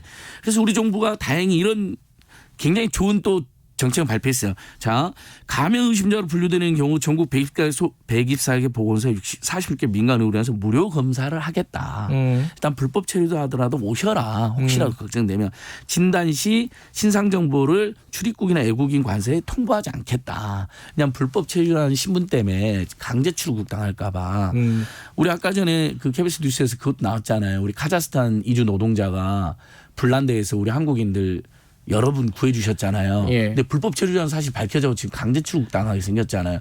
그렇게 선행을 해도 쫓겨나게 생겼는데 그래서 지금 그걸 막자는 청원이 막 올라와 있습니다. 근데 코로나19까지 걸린 걸로 확인되거나 아니면 아무튼 증상 일부라도 있었던 거 확인되면 당연히 쫓겨날 거로 생각하니까 안 가시는 거예요. 근데 다행히 우리는 무료로 해주고 쫓아내지 않겠다라는 약속을 당국이 하고는 있는데 이게 또 이게 우리가 주로 정보를 뭐로 제공하죠? 외국인 분들에게 코로나19 관련 정보를 인터넷으로 많이. 주로 인터넷으로 하는데 저도 TV 자막으로도 나와요. 계속 보니까 잘하고 있어요. 근데 듣다 보니까 영어, 중국어, 일본어 정도로 나가는 거예요. 근데 여기 우리 외국인 노동자들은요. 불법 체류 대부분은 동남아시아에서 오신 분들이 많습니다. 여러 언어권이잖아요.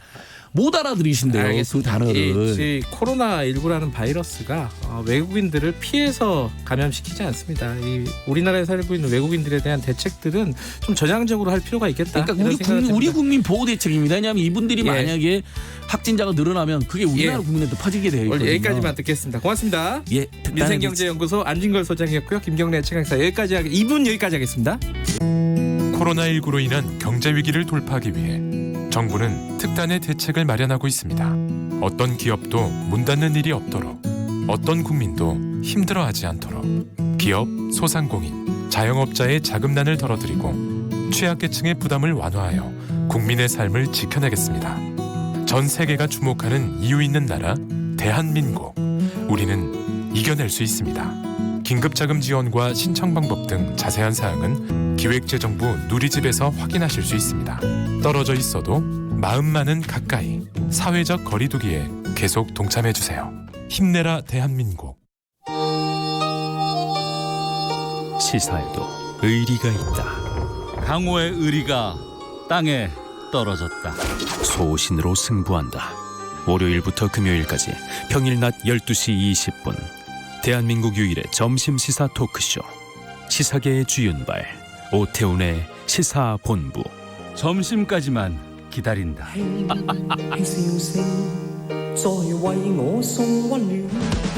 요즘 저널리즘 비평계의 아이돌이라고 사람들. 언론 비평계의 아이돌. 진짜 너무 똑똑해. 똑똑한데 말도 잘해요. 근데 게다가 예의도 바릅니다. 언론 비평계의 아이돌 정준이가 진행하는 KBS 열린 토론. 평일 저녁 7시 20분. 많은 청취 바랍니다.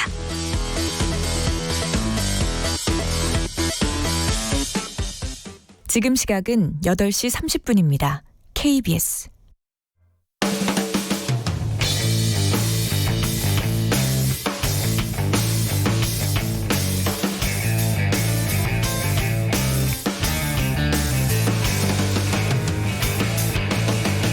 김경래의 최강 시사. 네, 김경래의 최강 시사 3부 시작하겠습니다. 김정은 위원장 지금 어떤 상태인지 다들 굉장히 혼란스럽습니다. 여기저기서 나오는 말들이 다 달라가지고요. 지금 우리 정부는 일단 뭐 심각한 상황이 아니라고 계속 얘기를 하고 있습니다. 원산에 있다. 정상적으로 지금 업무를 보고 있다. 이런 얘기를 하고 있고. 근데 어제 조금 충격적인 얘기가 있었습니다. 김정은 위원장이 사실상 사망한 거 아니냐. 그리고 회복 불가능한 중태다. 이런 얘기가 나와서 좀 놀라신 분들도 있을 것 같습니다. 근데 이게 뭐 한 개인의 주장이면 모르겠는데 김대중 정부 초대 청와대 국정상황실장 지내셨고 지금 현재 세계와 동북아 평화포럼이라는 곳에 이사장을 맡고 계신 분입니다. 얘기를 좀 들어봐야 될 것 같아요. 맥락은 무엇인지 어떻게 생각하시는지 장성민 이사장 잠깐 연결해 보겠습니다. 안녕하세요. 네, 안녕하십니까? 네, 어제 SNS에 이 말을 남기셨잖아요. 사실상 회복 불가능한 상태다. 네. 이게 어느 정도로 신뢰할 수 있는 얘기라고 보십니까? 예, 저는 그 30년 동안 한반도 문제, 북한 문제에 천착을 해온 사람 중에 한 사람. 그러니까 저희들이 흘려들을 수가 없어서 연결을 한 겁니다. 예. 네, 많은 그 대북 정보통과 소식통과 또 인맥들을 갖고 있습니다. 네. 나라의 국익을 위해서. 네.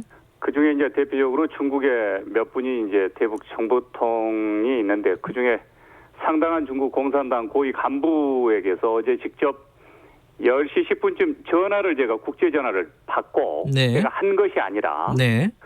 지금 굉장히 한반도 상황이 급박하게 돌아가는 것 같다. 네. 그 핵심은 김정은 위원장의 건강 상태가 아주 위독하다. 이런 이야기를 상당히 들었습니다. 네. 그래서 그런데 한국 정부는 왜 이 문제에 대해서 깜깜한 무소식인지 네. 이걸 알고 있는지 모르고 있는지 이런 사실을 알고 있으면 굉장히 기민하게 움직여야 될 상황일 것 같은데 네.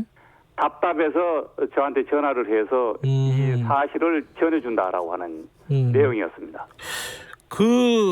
물론 이제 밝힐 수는 없겠지만은 그 중국의 그 취재원께서 북한의 고위 관계자로부터 들었다는 건데 그 고위 관계자는 김정은 위원장의 상태를 정확하게 알 수 있는 위치에 있는 사람으로 볼 수 있는 겁니까? 중국의 그 고위 간부는 북한의 이 어떤 인맥을 갖고 있냐 그러면은 네. 북한의 핵심 내각 총수들과 연결돼 있습니다. 그 정도. 그러니까 신뢰할 수 있는 소스다 이런 말씀이신 거고요. 중국 내부에서 예. 북한의 정보의 핵심 1인자라고 이렇게 생각해도 많이 아닐 것이고요. 네. 주 북한 중국 대사보다도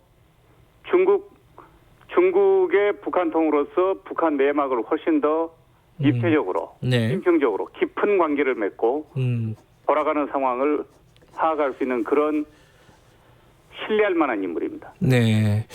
그러면 지금 이사장님께서는 그 정보는 굉장히 신뢰도가 높다, 믿을만하다라고 생각하시는 거고요, 그죠? 그렇습니다. 저는 북한 문제를 30년 동안 이렇게 해왔지만 네. 북한이라고 하는 사회가 굉장히 폐쇄적인 사회고 네.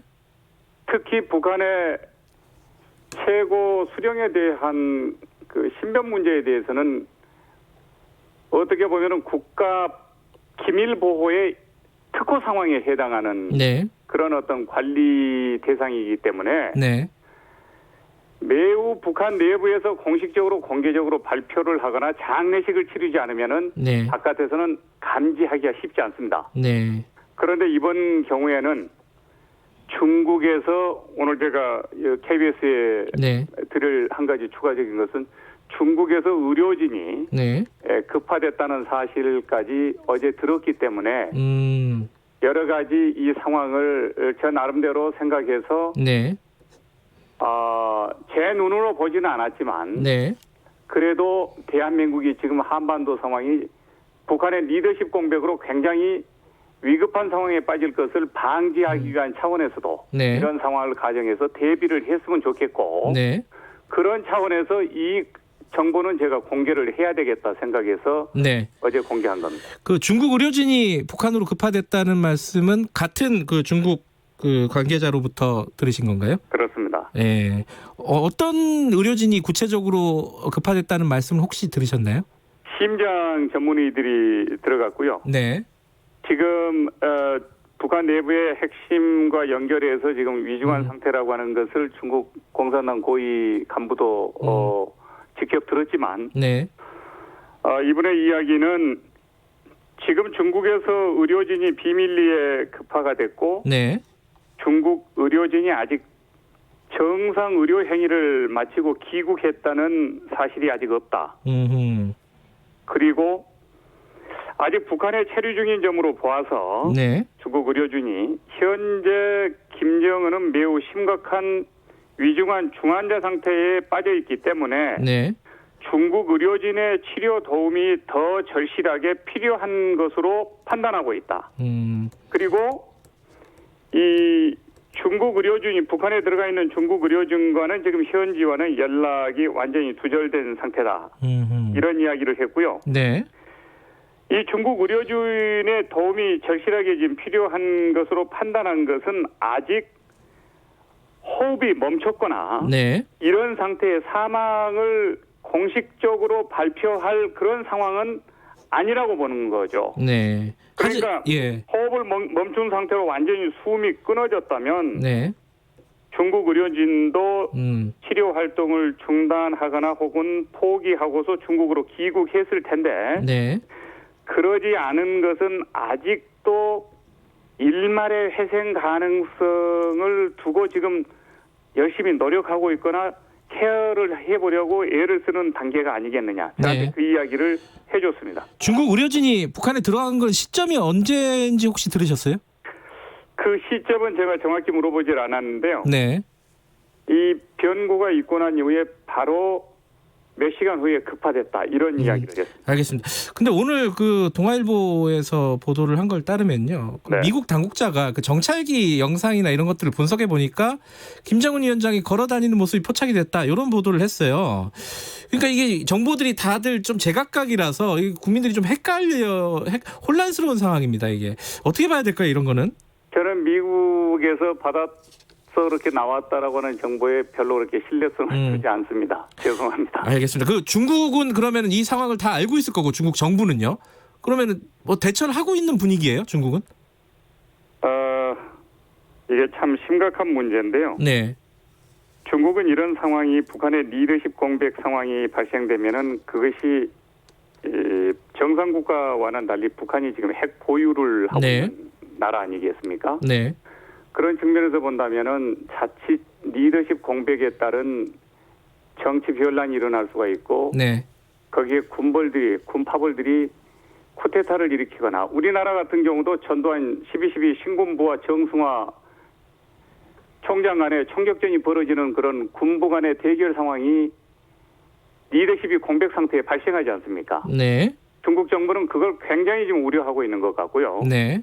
만일 그렇게 해서 북한 내부에 이 헤게모니 쟁탈전을 통해서 군부가 이동해서 쿠데타를 일으키거나 아니면 군부와 군부 간의 쿠데타를 일으키거나 네. 그로 인해서 군사적 충돌이 발생하거나 이로 인해서 사실상 내전 상황이 군 간에 펼쳐지게 되면은 이 불꽃은 동북 삼성뿐만 아니라 한반도 남한 전역에도 이게 미칠 수 있는데 네. 이런 불확정한 리더십 공백 상황에서 북한에 돌아가고 있는 이 위급한 초미의 상황을 지금 한국 정부가 제대로 알고 있는가 그렇지 않은가. 네. 아마 제가 봤을 때는 답답했기 때문에 네. 트랙비인 민간에게 저한테 긴급 이런 정보를 줬던 것이 아닌가 저는 그렇게 생각하고 있고요. 예. 알겠습니다.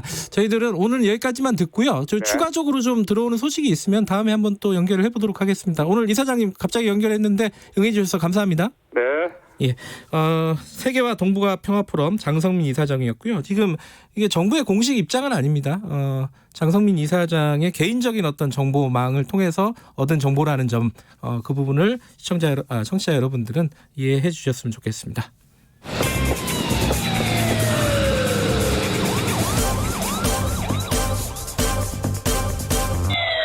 김경래 최강 시사. 네, 4.15 총선 후폭풍. 뭐 여러 가지 얘기를 지금까지 했는데요. 조금만 더 해보죠. 오늘 두 분 모셔서 원래는 좀 길게 얘기하려고 그랬는데 이 장성민 이사장 연결이 갑자기 진행이 돼가지고 조금 짧아졌습니다. 하지만 주어진 시간 내에 최대한 좀 깊이 있게 얘기를 해보도록 노력을 해보겠습니다. 자, 두 분 모셨습니다. 먼저 윤태곤 더모아 정치분석실장, 안녕하세요. 안녕하십니까. 그리고 엄경영 시대정신연구소장, 안녕하세요. 안녕하십니까. 네. 소장님은 많이 화제가 됐더라고요. 이번에 총선 끝나고 180석을 물론 뭐 그렇게 예측하신 분들이 다른 분들도 있긴 하겠지만은 이렇게 좀 이름이 알려주신 분들 중에는 거의 유일무이한 부분이 아니신가. 180석을 맞히셨어요. 그래갖고 엄문어? 네. 엄문어라는 그런 별명도 얻으신 것 같은데 어떻게 예상하셨길래 그렇게 정확하게 예측을 하신 겁니까? 서 뒷걸음질 치다가 쥐를 밟은 격인데요. 예. 지난 총선 결과 예. 하고 이제 유권자 지층 분석, 그동안 쏟아져 나온 여론조사 결과들을 종합해서 추산한 게 대략 맞아떨어진 것 같습니다. 근데 윤태곤 실장께서는 언론에 인터뷰한 걸 보고 그러면은 의석수는 얘기를 아예 안 하셨더라고요. 네. 그죠? 그건 원래 윤태곤 실장의 저는 약간 그런 생각이 있어요. 그러니까 이게 정치라는 것은 말하는 거에 따라서 사람들이 영향을 받지 않습니까? 뭐 밴드웨건 효과라든지 뭐 언더독 효과라든지 이런 거 있잖아요. 그러니까 한 3일 정도까지는 어떤 식으로 흐름이 가는가가 최종적으로 영향을 미치기 때문에 제가 한 5일, 7일 앞서서 말하는 게 별로 약간 의미가 없다. 그런 생각을 좀 갖고 있어요. 뭐 여당이 뭐 승리하는 거 그건 굉장히 뭐 그런 쉽게 예측을 하셨지만은 의석수를 얘기 안 하는 걸 보고 원래 소신이 그런 건가? 원래 개인적인 자리라든지 이런 데서는 하는데 이제 공적인 자리에서는 조금 개인적인 자리에서 맞추셨어요? 알겠습니다. 그 나중에 프로그램 끝나고 제가 여쭤보도록 하겠습니다. 자, 요번 뭐 디테일하게 뭐 선거 결과를 하나하나 뭐 지역구별로 이렇게 얘기할 필요는 없을 것 같고요. 이미 이제 많이들 분석을 했던 부분이고. 자, 보수의 붕괴, 추락, 뭐 주류의 변화, 뭐 여러 가지로 전체적인 틀로 보면 해석하는 사람들이 많습니다. 그걸 한 마디씩만 좀 여쭤보죠. 엄 소장님은 어떻게 생각하십니까? 예, 제가 보기에 보수는 60대 이상에서만 지지를 받았습니다, 이번에. 네. 마이크 조금만 가까이. 예. 네, 감사합니다. 그러니까 50대까지 다 뒤진 거죠, 민주당에.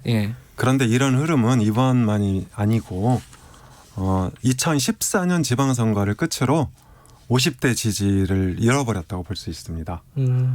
그러니까 60대 이상에서만 지지를 받는 정당은 일종의 시한부 정당이 된 거죠. 그래서 지금은 통합당이 영남 자민련으로 추락했지만 4년 후에는 TK 자민련이 될 수도 있습니다. 그래서 60대 이상의 지지로 쪼그라든 것이 상당한 타격이다. 이렇게 볼 수 있을 것 같습니다. 동의하세요? 윤태곤 시장님? 그러니까 지금 단면을 잘라서 보면은 맞아요. 엄선님 말씀이 맞고 지역적으로 보면은 이번이 영남 플러스 알파 네. 정도죠. 2008년에 민주당이 참패를 했는데 그때 호남 플러스 알파로 해도 81석이었거든요. 이걸 싹 뒤집어 놓은 모습이 이 모습인데 근데 저는 장기적인 건 잘 모르겠어요. 장기적으로 우리가 이렇게 변했구나라고 하는 것은 돌아봤을 때 한 2, 3년 정도 이게 쭉 지속됐을 때 이제 그렇구나라고 네. 사후적 평가를 할 수 있는 거지 모르겠다라는 게 이게 막 중첩되거든요. 여당이 계속 잘할 수 있느냐, 뭐 보수가 못 변하느냐, 그 두 가지가 겹친다면 그렇겠는데 왜냐 제가 그런 말씀을 드리냐면은 2008년 같은 때도 이제 완전히 끝났다. 시장 보수와 안보 보수가 결합하고 박근혜, 이명박 거기다 그 당시에는 남원정으로 대표되는 한나라당 개혁파도 있었지 않습니까? 완벽한 트라이앵글을 구축하고 있었거든요.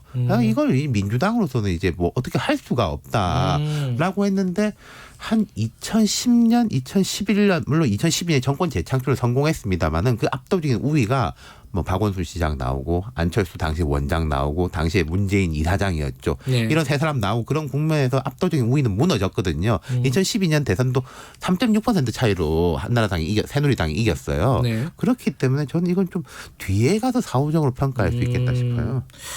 엄 소장님 말씀을 들어보면은 그 맥락하고 같은 건가요? 예를 들어서 뭐 진중권 전 교수 같은 경우에 뉴 노말에 대해서 얘기했잖아요. 뭐 자민당 체제 1.5당 민주당이 자민당 역할을 하는 거죠. 한국에서는 그런 어떤 체제가 굳어진 게 아니냐. 주류가 완전히 바뀌었다. 이 부분에 동의를 하시는 건가요? 그러면? 그러니까 맥락상 동의를 합니다. 그러니까 예를 들어서 제가 보기에는 과거 보수는 5060 그러니까 50대 이상 지지로 지탱이 됐거든요. 네. 그리고 민주당은 상대적으로 40대까지 지지를 많이 받았죠. 그런데 이런 흐름이 무너진 게 2016년 총선입니다. 2016년 총선에서도 예측이 틀려서 여론조사 기관과 언론사들이 망신을 당했는데 이때 50대 지지를 보면 국민의당과 민주당, 그러니까 범진보로 분류되는 정당들이죠. 네. 이게 50대가 더 많아졌습니다. 2016년 총선에서 최초로. 그리고 이런 흐름이 2017년 대선 그리고 2018년 지방선거까지 이어졌고 이번 총선에서도 이어진 것이죠. 그래서 이거를 뭐 과거의 어떤 틀로 해석하기보다는 새로운 유물, 그러니까 범진보 쪽으로 역기울어진 운동장이 형성이 됐다. 저는 이렇게 보고 있는데 뭐 또 모르죠. 한 3, 4년 지난 후에 그때는 이랬었다.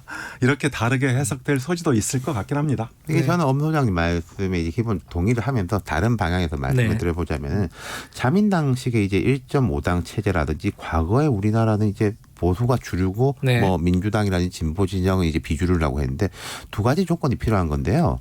주류는 말 그대로 뭐 좋은 방향이든 나쁜 방향이든 사회를 이끌어 나가야 되는 겁니다. 비전을 제시하고. 그러니까 보수가 옛날엔 보면은 산업화라든지 경제정책, 외교 안보에 대해서 압도적으로 이끌고 나가고 진보는 거기에 대해서 비판하고 뭐 대안까지도 아니고 비판하고 수정하는 역할이었는데 지금 민주당 진영이 그 선거에서는 아주 탁월하지만은 그런 전반적인 그런 부분에 대한 준비가 되어 있느냐, 그건 제가 고개가 약간 갸웃거려져요. 이번 총선 기간에도 보면은 통합당 심판해야 된다. 뭐 처음에는 이제 탄핵을 막아야 된다. 이런 식으로 이제 진행을 했던 거거든요. 역공형 정치라는 거죠. 그리고 또 자민당식 1.5당 체제의 장기 집권이 가능하려면은 자민당은 계파가 나뉘어진 정당이에요. 그게 오히려 강점이거든요. 계파의 교체를 통해 가지고 정권 교체의 욕구를 충족시켜 주는 거죠. 이게 이명박 정부에서 박근혜 정부로 정권이 이제 재창출될 때 사람들이 정권 교체라고 인식했던 게 그 강점이거든요. 근데 지금 민주당은 이게 지금 강점입니다만 저는 위기 요인으로도 보이는 것이 단일이 되어오지 않습니까? 완벽한 단일이 되어오는 거죠.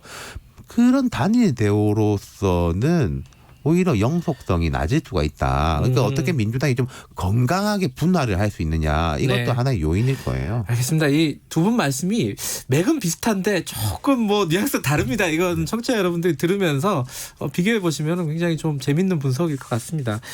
좀 구체적인 얘기를 각 당별로 좀 해보죠. 먼저 미래통합당. 지금 총선 끝나고 수습이 잘 안 되고 있어요. 김종인 위원장 한이 많이 가지고 지금 계속 시간 끌고 있는데 어떻게 될까요? 이게 좀 오늘 좀 전망하는 시간이니까 뭐 몇 석을 맞춰달라 이 정도는 아닌데 지금 상황이 좀 예측이 저는 좀 어려워요. 정치에 그렇게 밝지 않아가지고 엄 소장님은 어떻게 예측하십니까? 앞으로 미래통합당의 이 뭐 행보라고 할까요? 네. 미래통합당이 역대급 패배를 당한 후에 네. 김종인 비대위 체제를 두고 논란이 확산하고 있죠. 네. 그러니까 앞으로 전망을 해보라면 제가 보기에는 김종인 카드에 대한 네. 반대가 점점 불거질 가능성이 크다고 생각합니다. 김종인 위원장은 일단 별명이 여의도 차르 아닙니까? 차르죠. 예, 네. 차르에서 연상되는 강압, 독선 그리고 강력한 리더십, 뭐 또 경제민주화라는 이제 상징적인 그런 키워드도 갖고 계신데요. 과연 우리 미래정당의 키워드가 그런 식으로 정의될 거냐. 이를테면 분산, 평등, 탈권위 이런 가치들이 중요시되는 현재 흐름에서 김종인 위원장의 강력한 차르적 리더십은 아무래도 당내 반발에 직면할 가능성이 큽니다. 그리고 최근 한 2, 3일 동안에 반발이 계속 커지고 있죠. 예. 제가 보기에는 주말을 거치면서 김종인 반대 여론은 더욱더 커질 것이고 아마도 비대위원장으로 가시는 게 쉽지도 않을 수 있다. 네, 이렇게 생각을 해봅니다.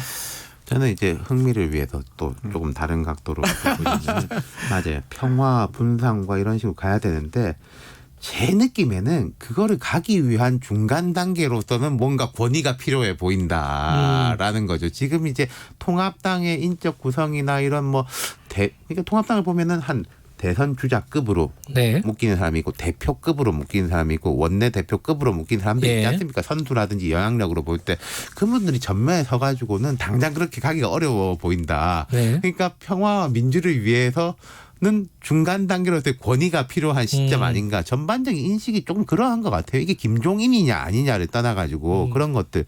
그리고 이제 이 흐름이 우리 방송에서도 이야기한 것 같은데 수도권과 PK 네. 쪽이 이제 결합된 흐름돼 네. TK 쪽하고 충청권이 결합된 흐름. 그러니까 네. 약간 중도적인 쪽 대 약간 보수적인 쪽에 이 충돌 같은 것이 이제 있는 거거든요. 하지만 지금 볼 때는 TK하고 충청 쪽에서도 내심은 모르겠지만은 우리가 똘똘 뭉쳐가지고 강한 보수를 되찾으면은 정권 이길 수 있는 거 아니냐 이런 이야기를 하는 분들은 제가 못 봤어요. 그렇기 때문에 김종인이냐 아니냐보다는 어쨌든 좀 그런 쪽 수도권과 PK 쪽에 힘이 실리는 쪽으로 가지 않겠나 그런 느낌이 그러니까 드네요. 강력한 리더십 이런 것들이 필요한지 아닌지에 대한 의견은 조금 다르실 수 있는데 지금 현실적으로는 안 될 것 같다. 주말 지나면서 윤태곤 실장께서는 어떻게 예상하세요? 되게 안 좋아진 게 워딩 두 가지였거든요. 정권하고 무기한. 무기한. 예. 정권은 그럴 수 있는데 무기한이라는 단어가 되게 안 좋죠. 뭐냐면 원래는 이제 7월 달에 이 당이 이제 전당대회를 하는데 그렇다면 이제 5월부터 비대위 출범 아니겠습니까? 네. 그럼 5월부터 해서 7월 달 전당대회 하면 그 2달 동안은 전당대회 관리하는 건데 그냥 새 원내대표가 비대위원장 하면 돼요. 네. 그러니까 김종인 위원장이 7월 전당대회를 하면서 나를 부르는 건 말이 안 된다. 네. 저는 그게 합리적이라고 생각해요. 네. 그렇다면 연말 그런 이야기도 나왔었는데 그게 아니라 대선 후보를 만들고 대선 때까지 이렇게 하면은 그 당들은 받아들일 수가 없죠. 홍준표 전 대표 같은 사람이 처음에 긍정적이다가 돌아선 것이 그런 이유 때문인데 네. 그 중간에 접점을 찾는다면은 김종인 체제가 출범할 수 있을 것 같고 찾으려고 하고는 있는 것 같아요. 네, 계속 무기한이다라고 하면은 계획을 세울 수가 없지 않습니까? 언제는 전당대회를 한다라고 해야지 계획을 세우는데 네. 무기한이라고 하면 어려울 거고요. 민주당 얘기 지금 민주당 얘기는 180석 개헌 빼고 다 할 수 있다. 네. 이런 얘기가 있고 지금 첫 번째 시험대에 올라간 거는 긴급재난지원금이고 그리고 갑자기 터진 변수는 오거돈 시장입니다. 사퇴를 한 오거돈 시장. 여러 가지 얘기들이 좀 복잡하게 얽혀 있는데 하나하나 따져보려면 지금 하루쯤 걸릴 것 같고 각자 좀 민주당의 전망을 좀 큰 틀에서 좀 듣고 한두 마디 더 하고 마무리하죠. 엄 소장님 먼저 좀 얘기해 주세요. 네. 저는 민주당이 역대급 승리에도 불구하고 아직까지는 상황이 안정적으로 관리되는 것 같다. 큰 틀에서 일단 이렇게 평가하고 싶고요. 네. 이해찬 대표가 최근에 열린우리당이죠. 열린우리당 교훈을 말한 적이 있는데 예전에 열린우리당 그렇죠. 그러니까 2004년 152석을 얻었던 그때 총선이죠. 네. 이런 얘기를 했다고 합니다. 당시에 당선자 대회에서 님을 위한 행진곡을 불렀답니다. 그래서 이 노래, 그러니까 운동권 노래죠. 네. 이 노래가 열린우리당을 망치게 한 최초의 그 계기였다. 이렇게 이제 평가를 하면서 당선자 전원에게 편지를 보내서 낮은 자세 그리고 열린우리당 실패 교훈을 얘기한 적이 있죠. 전 그런 면에서 아직은 민주당이 180석을 얻고도 네. 상당히 안정적인 관리를 하고 있다. 일단 이렇게 평가를 합니다. 그게 님을 위한 행진곡 노래 자체를 폄하하는 건 아니죠, 그죠? 그렇죠. 저도 좋아하는 노래인데. 네, 청취자분들이 또 오해하실까봐. 이걸 이제 청와대에서 불렀거든요. 네. 그래가지고 그때 이제 긍정적으로 볼 때는 주류가 바뀌었다라고 하는 거고 이제 부정적으로 볼 때 이게 뭐 운동권들이 나라 뒤집냐 이렇게 됐었던 거죠. 그 당시에. 저도 이제 뭐 말씀 동의하는 게 지금 긴급 재난지원금 이슈는 뭐 그렇게 어려운 문제는 아닌 것 같고.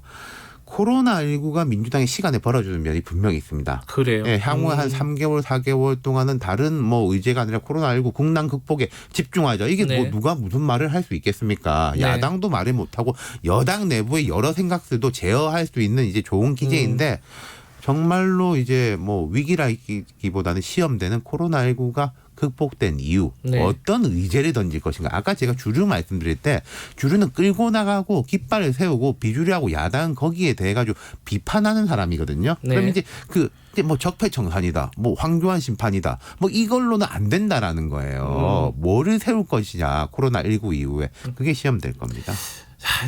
할 얘기 너무 많은데 다음에 한 번 더 모셔야겠어요. 두 분 말씀 들어보니까 되게 재밌는데 자 오고돈 부산시장 어제 사건이 터졌으니까 한마디씩만 좀 듣죠. 이거는 이게 전국에 어떤 영향을 미칠까요? 뭐 다른 것들이 많아서 제가 먼저 말씀드릴까요? 이건 뭐 그 사건 자체에 대해서는 뭐 언급할 것도 없고 정치적인 것에 대해서면은 PK 민심이 당연하게 안 좋아지겠죠. 그리고 이렇게 함으로써 내년 4월 7일에 재보궐선거가 실시되는데 원래는 이번 총선부터 다음 대선까지 중간에 큰 정치적 이벤트가 없었어요. 재보선이라는 것도 국회의원 뭐 몇 명이 이렇게 뭐 상지되면 같이 치르는 건데 중간 그러니까 문재인 정부 임기 후반의 중간 평가라는 하나가 생기게 만들었다. 지금 영향보다 내년 4월에 가서의 정치적 영향이 훨씬 클 겁니다. 그렇게 보세요, 엄 소장님도? 저는 좀 다르게 생각하는데요. 다르게 생각하는 걸 1분만 10분이란다. 네. 일단 그러니까 신속하게 사퇴 의사를 밝히고. 민주당에서도 제명 처리와 함께 대국민 사과선언을 했죠.